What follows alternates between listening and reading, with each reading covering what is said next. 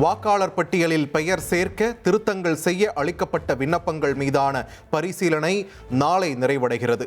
34,75,000 பேர் விண்ணப்பித்துள்ள நிலையில் 95% விண்ணப்பங்கள் பரிசீலிக்கப்பட்டுள்ளதாக தெரிவிக்கப்பட்டுள்ளது.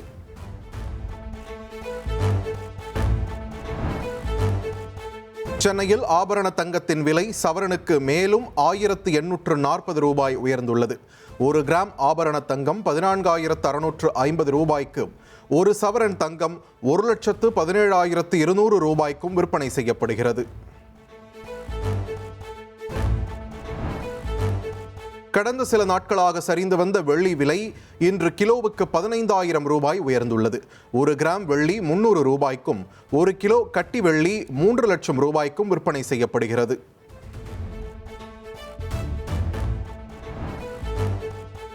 ராணிப்பேட்டை மாவட்டம் பணப்பாக்கத்தில் 9,000 கோடி ரூபாய் முதலீட்டில் அமைக்கப்பட்டுள்ள டாடா மோட்டார்ஸ் கார் உற்பத்தி தொழிற்சாலையை முதலமைச்சர் மு.க.ஸ்டாலின் திறந்து வைத்தார்.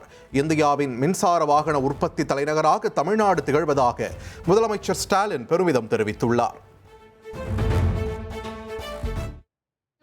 மாண்புமிகு தமிழ்நாடு முதலமைச்சர் அவர்கள் தொடங்கி வைத்து சிறப்பித்திருக்கிறார். This milestone reflects dedication, excellence and a vision for the future. For the nation's growth, let us celebrate this memorable achievement together. Tata Motors car உற்பத்தி தொழிற்சாலையில் உற்பத்தி செய்யப்பட்ட காரை முதலமைச்சர் ஸ்டாலின் இயக்கி பார்த்தார். மிகு தமிழ்நாடு முதலமைச்சர் அவர்கள் டாடா மோட்டார்ஸ் JLR பிளான்டில் முதல் கார் ரேஞ்ச் ரோவர் இவோக் இயக்கத்தை தொடங்கி வைத்து சிறப்பித்திருக்கிறார்கள். We now arrive at 2 நாட்கள் விடுமுறைக்கு பின் நாடாளுமன்ற பட்ஜெட் கூட்டத்தொடர் தொடங்கிய நிலையில் மக்களவையில் எதிர்க்கட்சியினர் அமளியில் ஈடுபட்டனர். அமெரிக்காவுடனான வர்த்தக ஒப்பந்தம், சீன ராணுவத்தின் ஊடுருவல் உள்ளிட்ட பிரச்சனைகள் குறித்து அவையில் விவாதிக்க வேண்டும் என்றும் அவர்கள் முழக்கமிட்டனர்.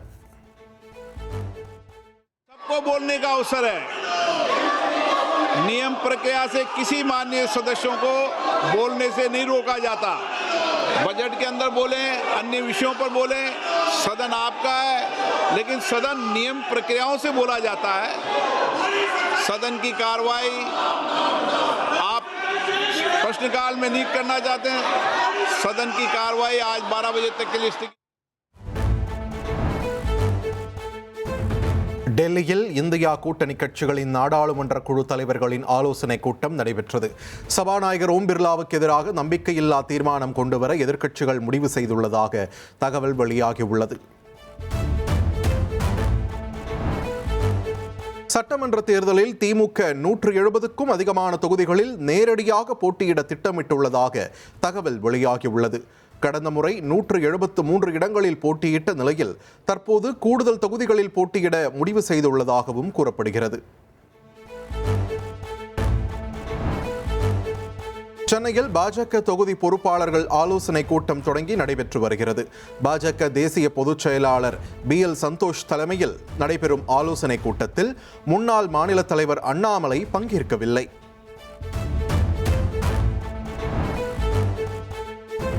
திருப்பரங்குன்றம் சிக்கந்தர் தர்காவில் தொழுகை நடத்த அனுமதி கோரிய மனுவை தள்ளுபடி செய்து உச்சநீதிமன்றம் உத்தரவிட்டுள்ளது. சட்டம் ஒழுங்கு பிரச்சனை இல்லை என்றால் திருப்பரங்குன்றத்தில் அமைதிக்குழு தேவையில்லை என்றும் நீதிமன்றம் தெரிவித்துள்ளது. திருவள்ளூர் மாவட்டம் போலிவாக்கத்தில் நடைபெற்ற அரசு விழாவில் தூய்மை பணியாளர்களுக்கு உணவு வழங்கும் திட்டத்தின் விரிவாக்கத்தை முதலமைச்சர் மு.க.ஸ்டாலின் தொடங்கி வைத்தார். உள்ளாட்சி அமைப்புகளில் பணியாற்றும் தூய்மை பணியாளர்களுக்கு நலத்திட்ட உதவிகளையும் முதலமைச்சர் வழங்கினார்.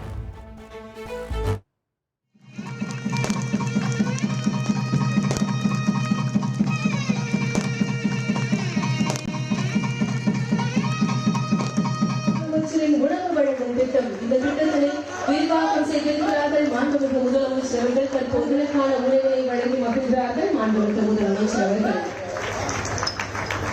தன் கணவருக்கான நிவாரண தொகையாக 10,05,000 ரூபாய்க்கான காசோலை மாண்புமிகு முதலமைச்சர் வழங்குகிறார்கள்.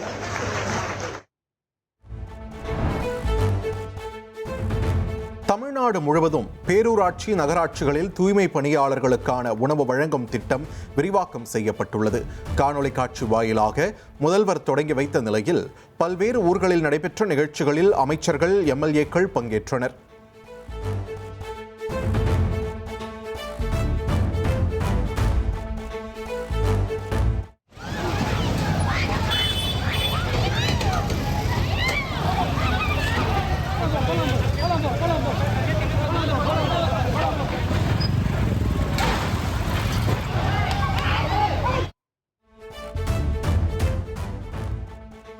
தாம்பரம் அருகே அகரம் தென் பகுதியில் ஆக்கிரமிப்பை அகற்றச் சென்ற அதிகாரிகள் மீது குடியிருப்பு வாசிகள் கற்களை வீசியதால் பெரும் பரபரப்பு நிலவியது.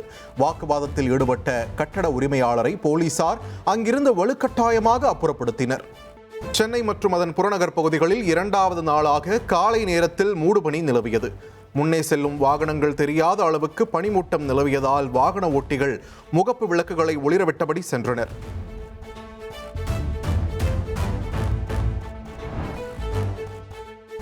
சென்னை கிண்டி மெட்ரோ ரயில் நிலையம் எதிரே மது போதையில் இருந்த நபர் பெண்ணிடம் பாலியல் தொந்தரவில் ஈடுபட்ட வீடியோ வெளியாகி அதிர்ச்சியை ஏற்படுத்தியுள்ளது. சமூக வலைதளத்தில் வீடியோ பரவிய நிலையில் சம்பவம் குறித்து கிண்டி போலீசார் விசாரணை நடத்தி வருகின்றனர்.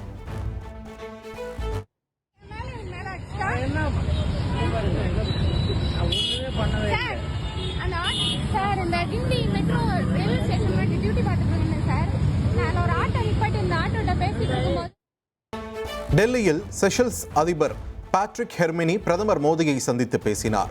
ஹைதராபாத் இல்லத்தில் நடைபெற்ற சந்திப்பில் இருதரப்பு நல்லுறவுகள் குறித்து ஆலோசனை நடத்தினார்.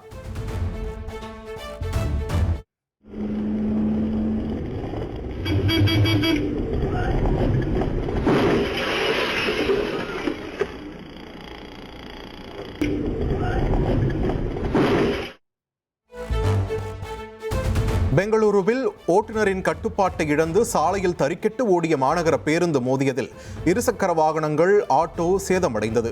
பொதுமக்கள் அலறியடித்து ஓட்டம் பிடித்த நிலையில் பிரேக் செயலிழந்ததால் விபத்து ஏற்பட்டதாக தகவல் வெளியாகியுள்ளது.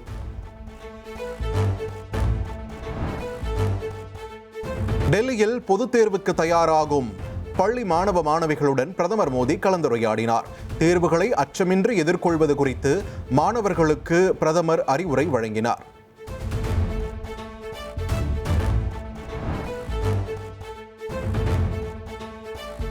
டெல்லியில் உள்ள பள்ளிகளுக்கு இமெயில் மூலம் வெடிகுண்டு மிரட்டல் விடுக்கப்பட்ட சம்பவம் பரபரப்பை ஏற்படுத்தியுள்ளது. 9 பள்ளிகளுக்கு வெடிகுண்டு மிரட்டல் விடுக்கப்பட்டுள்ள நிலையில் தீவிர சோதனை நடைபெற்று வருகிறது.